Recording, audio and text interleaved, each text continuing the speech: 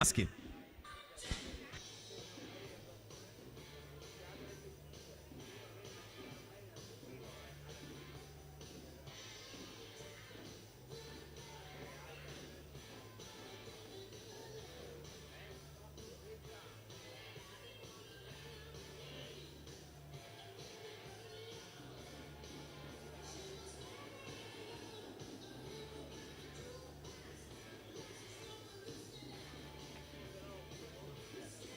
Alla 1 nuoterà Mattia Scarpa, Clodia Piscine Fitness.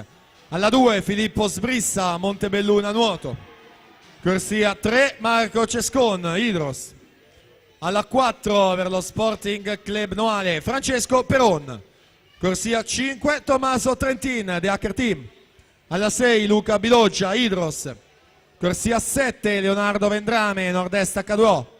Alla 8 Alessandro Campostrini, Sport Management.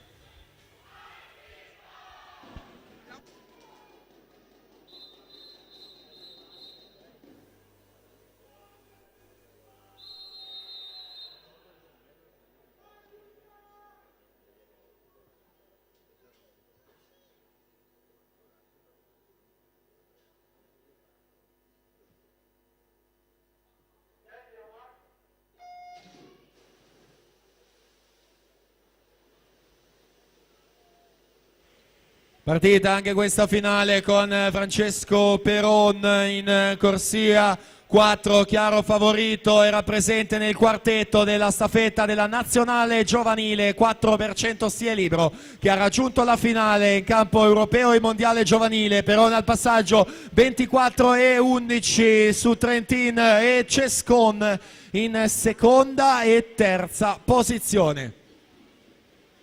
Anche per Peron già ottenute le vittorie dei 50 e 200 stile libero, arriverà la tripletta con la gara dei 100, occhio al cronometro perché si prospetta un'altra bella prestazione per il portacolori dello Sporting Club Noale, 49 e 73.